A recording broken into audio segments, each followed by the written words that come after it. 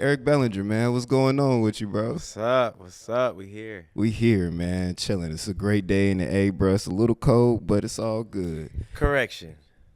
It's freezing. Freezing. Continue. Continue.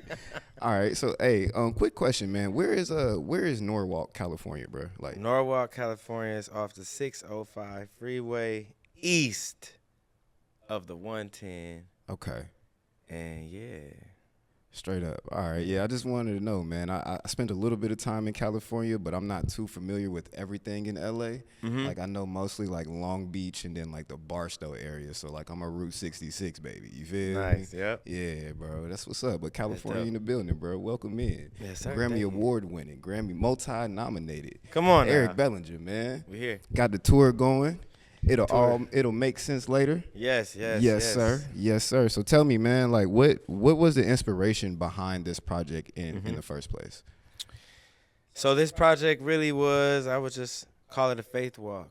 You know, I didn't know what to expect, but I knew after the last album / tour, which was the Rebirth tour, that I wanted to try something new. You know, get into some unfamiliar territory and just do something more challenging, because you know I had dropped like 40 albums of R&B music, and it was like I was in need of a refreshing feeling when it comes to being creative. So went to Africa before, when the tour ended. I didn't even go home yet, and spent a couple weeks out there and just created music. You know, the songs weren't intended to just be an Afro project. I was just trying to create in Africa. Yeah. You know, so as the songs were going and the sessions was going, it was like, oh yeah, this is our direction.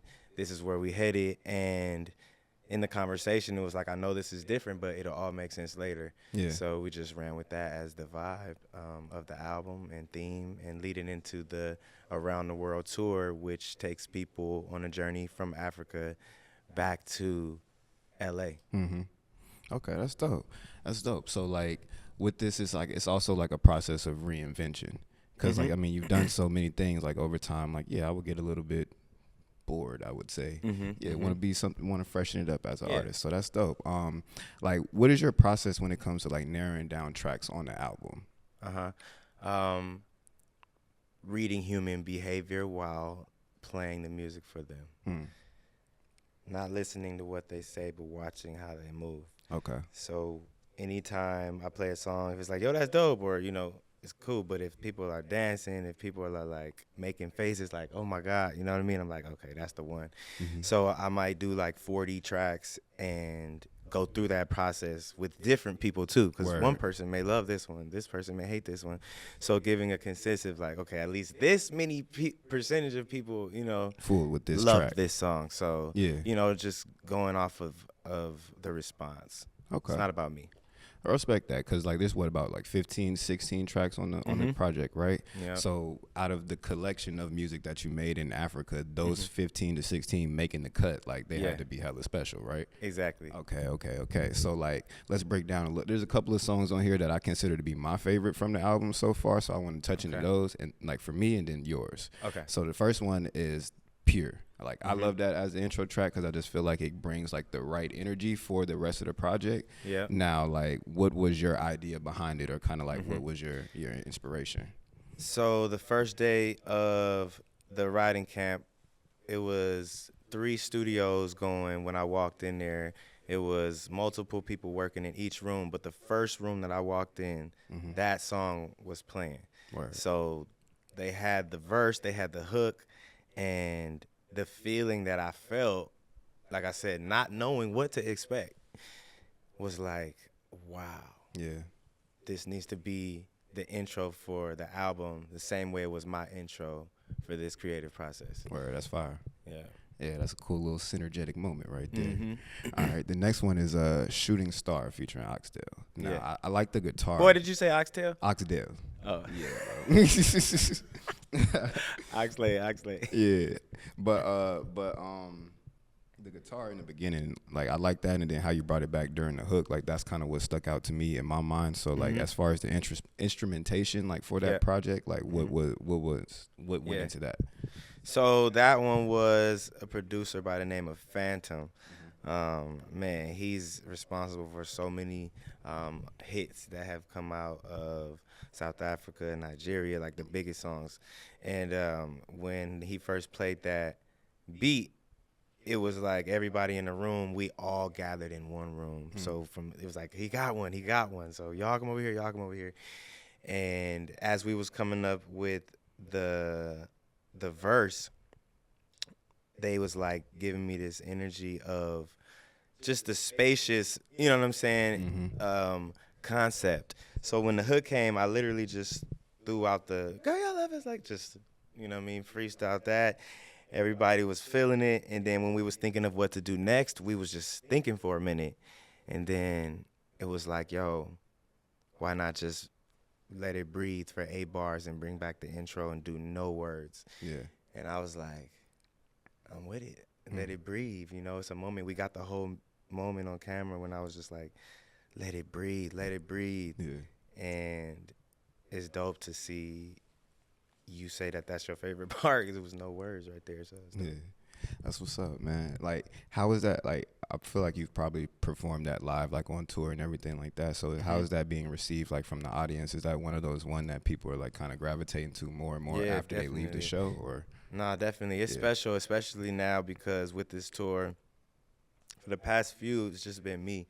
You know, I haven't had any dancers. I haven't had anything but the energy that I feel in the moment. Yeah. And on Shooting Star, with this tour, that's the first time it's revealed that we have dancers. You know, so I think with me doing my normal show, it's good, but now they're able to see elevation with the show on that song, and it's the second song of the tour. So it's the intro, and then boom, we go straight into Shooting Star. That's what's up. You caught it. Yeah. Hey, man, I ain't even seen the show yet, y'all. All right, the next one that I want to talk to is Precision. Yeah, that's the one that I like a lot because it made me want to dance. Like, you know, grab a little good scale, you know, feel me, and just go crazy right quick, man. Find me. Yeah, man. So tell me how you was feeling like when you made that. Okay, so that one was another one, man. These moments are replaying back like it was yesterday. It's another moment when everybody crowded in the room, you know, and it was like once we got to that hook, it's like it's just a movie. It was like an anthem that we knew we had in the studio. You know what I mean? It's different when a gang of people give you their opinion. They love it. We love it. We love it. But we know it. You know what I mean? Yeah. We're able to celebrate before it even becomes a thing. So it's an even more special feeling in the studio when you have people that are with you and agreeing that you have what you have before they tell you that you do. Yeah. That is a great feeling. And it doesn't feel like it's like a yes man kind of thing. Like it's a natural, like, all right, I see your vibe. It's a real vibe. And like, we're going to take this to another level. Yeah, I love that. All right, the next one I do want to talk about, because I feel like this one is probably like the more player track on there, the Top Dollar. You know what I'm saying? I feel like that was the player one you had to slide in there before you ended it off. Yeah. Yeah, nah, good looking. And it's crazy because that one is one that I did in L.A., like before I even took the trip. And I just loved it so much. I was like, man, this one got to be on there. But it's dope to hear that, you know what I mean, that one stand out to you too, especially because it was just when I was creating, not knowing if it was necessarily proper, you know what I mean, because I think I have so much respect for the Afro sound as a whole that I wanted to go and do the proper diligence for you know what I mean, like research purposes, for the authenticity, for the cosign, and that's why we took the trip out there to do the music. But these songs, like that one, and there's a couple others like My Decision, which is the single for the deluxe that I already had, and I was just sitting on. Yeah. You know what I mean? Until I felt more comfortable enough with to release. That's what's up. And then, like, how, if you want to talk about it right quick, like, how did My Decision even come together? Because I know Rotimi's on there, right? Yeah. Got Rotimi on it. So I had that joint, but it didn't go on the I had it before the whole album dropped, you know what I mean? But that was another one where I was like, nah, I'm going to make sure the first drops is all done and, you know, with the true intention. Yeah. but that's just a joint that I had and actually wrote in Atlanta. And it's crazy because they was like, yo, Usher in the room upstairs, you got any time to like, I know y'all working, but can you do some hooks for him or something like that? And I was like, all right, let's do a hook real quick for him. And then we did this one, and I never played it because I was like, I need it. I need that.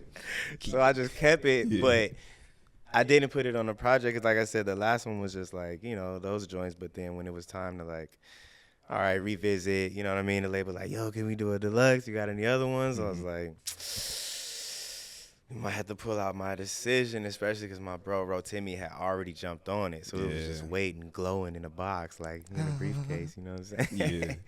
It was time to break that out. I respect that, though. Thank you. And then the last one I do want to touch on is Unfinished Business. Now, why, with the whole project being something that you started in Africa, going to experience this whole new vibe, like, why did you decide to name the final track on the project Unfinished Business? Great question. Thank you. So, Unfinished Business is the cliffhanger. It's when you watching season 7 on Netflix and you gotta wait. You know what I mean? Because part 2 is on the way. So you got It'll All Make Sense Later, which is the first album, and then the next album is titled It All Makes Sense. So the story from listening to the music, the pure energy on the first track, and then making your way to the last song, Unfinished Business. Within that is a story of a man, meeting someone, falling for them and going through the process. And now at the end, it's kind of just like a cliffhanger. Word. So with Unfinished Business, it just, sets us up essentially for part 2. Straight up. Well, y'all heard it first, man. Part 2 on the way sometime soon, hopefully. Sometime soon. Yeah, that's what's up. So, like, if you could describe this project in maybe 3 words, like, what would the words that you would use for it? I would say innovative,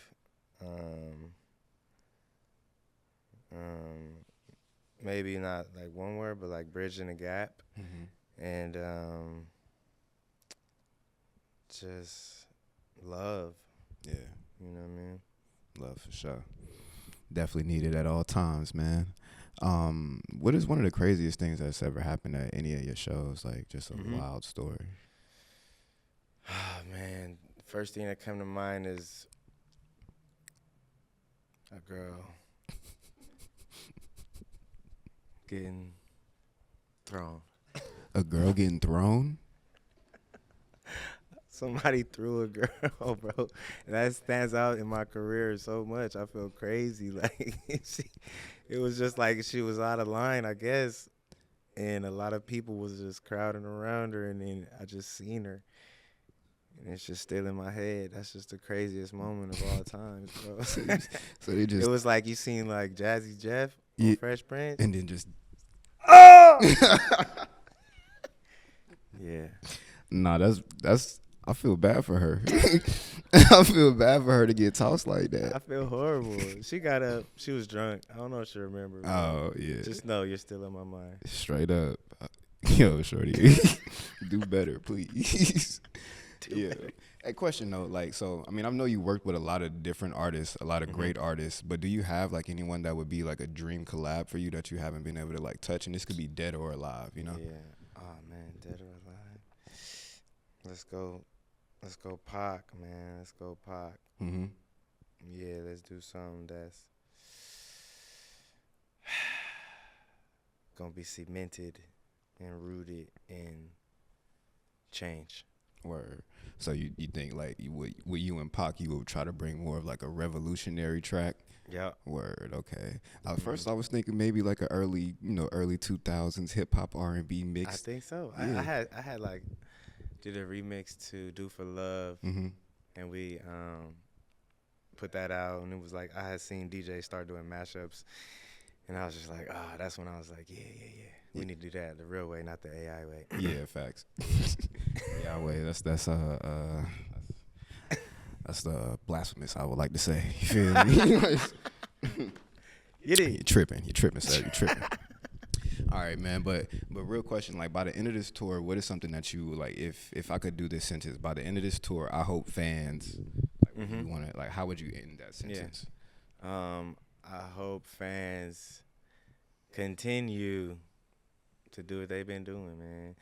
That's a real organic movement that we got, and I think it's dope that every time I go to a new tour, they like, I brought a new friend this time. I brought a new friend this time. So I think to just keep passing on the word of mouth because it's coming from a trusted person that you know. That's it. I just want people to keep spreading the word because I look like we doing what we supposed to do on all cylinders. It's just about God shining the light when he feel it's time. Yes, sir. That's real. That's real. And then, like I like to say this, like we are Black History in motion. I feel like you, with all your accomplishments over time, is definitely like Black history that is still in motion. So with that being said, it's like what is something that you have that you could tell somebody that's looking to inspire or aspiring to be an artist that can make history and make change for people's lives? Like what kind of advice would you give them? I would just say find out what makes you different, and like find out your purpose and find out how you can make a difference for real. Because if you're just doing it to just be doing it, it's no reason for us to look your way, But if you're actually coming with some change and you're being disruptive in a way that's positive, now you're a force to be reckoned with. Straight up. That's real, man. Disruptive media. That's the way to break the code, man. Yes, sir. Eric Bellinger, I really appreciate your time, dog. Thank you. I'm excited to see you on tour. Think the music is great. Keep switching it up. Keep being innovative. Keep making them, stay sharp on their pen. You feel me? Yes, sir. Yes, sir, Thank man. you, Nardo. Yes, sir.